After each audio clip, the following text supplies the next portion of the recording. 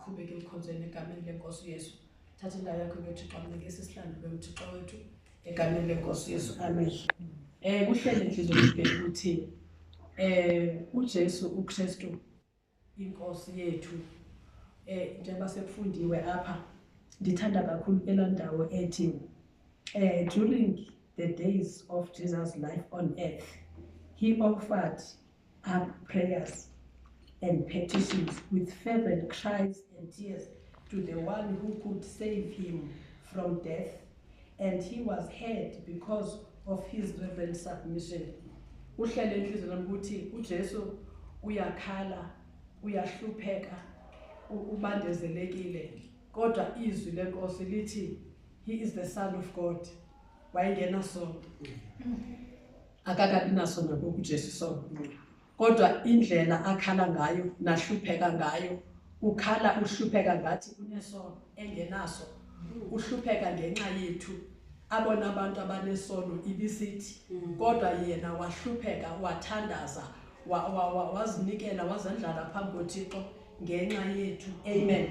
So ngoku ke bendithi ndizayifunda ngeSixhosa ke ngosayibona bandenqena ukuphinda phindeni isizulu ngeSixhosa asihlukanga kakhulu. So ngokuhlela ukuthi ke enhlizweni nami ke uthi ke son though he was okay kodwa ndifuna la ngayithi wayengunyana kaThixo kodwa bayifunde ke ngeSixhosa because I can't see ngizisele bazayifunda ngeSixhosa la. Uthi ke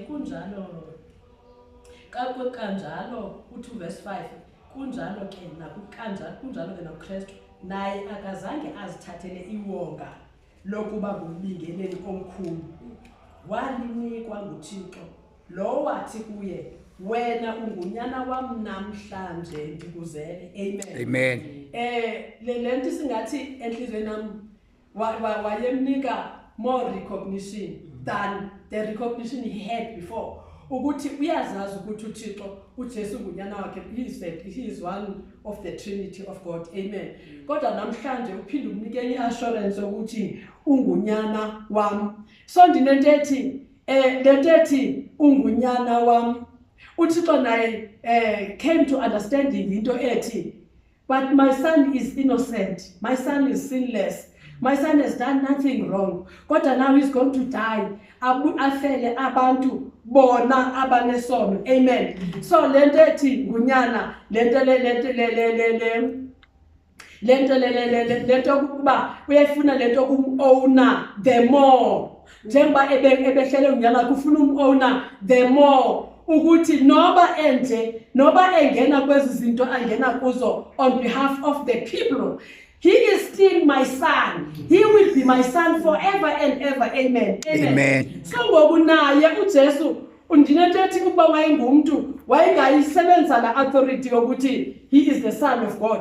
Ukuthi ngoxa seyijongene nesimo nyani ngoku directly so kuba ezobuhlungu abenentethi for that matter I've got all the power, I've got all the authority, I can do whatever I want to do. Ayijike lento but ngenxa yokuba kwakumele ukuthi adlule kufeni ngoba uqonde kakuhle uThixo ukuthi ayikho into esingakwazi ukuyenza abathandekayo. La ndawo ithi pha ku 1 Timothy chapter 2 verse 3 to 5 ethi uJesu ungumlamleli. uYesu nyani ungumlamleli. Nyani he is the mediator. Ngaphandle kokumediatelwa nguYesu ngabe sisesezonweni zethu, ngabe sizofela ezonweni zethu. Amen. Ngoba sasingazukwazi bathandekayo. Ndiva kakuhle lento ethi asikwazi kuzenzela nto. Kodwa uKristu Yesu nguye owenze ukuze thina siphile emsebenzini ogqityiweyo ekwenzeni kwakhe. So uYesu unikele ngabo konke. Amen. Unikele ngabo konke okwakhe ukuze thina siphile ngabo konke kwethu. Amen. So thina asikwazanga ukuzikhulula zonke, asikwazanga ukuziphilisa ezifeni, asikwazanga ukuzikhupha ekuhluphekeni, asikwazanga ukuzikhawulela ziqalekiso, asikwazanga ukuzenzela nto, wenze konke. So thina njengoba sizokwenza le nkonzo nje, sizokwenza le nkonzo sihlangene bathandazikali ngoba sesizonikela ebunyanisweni.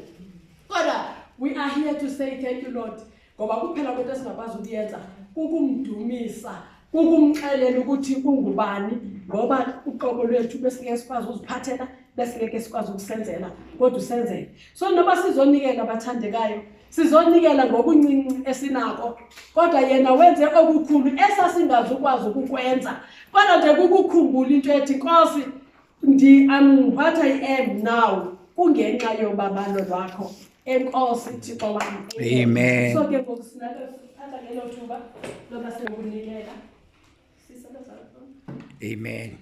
Sithatha ngelo thuba lokuthi sinikele ke senze ke le nkonzo yokumbulela uThixo, ukumkhumbula ngezinto zonke asenzele zona, noba sivuka sizele sithi futhi every day sihamba ngamateksi sihla sinyuka sibone sihlangula esikhuphula ezintweni zonke, simnika udumo ke ngoko. Amen. Amen. Uthando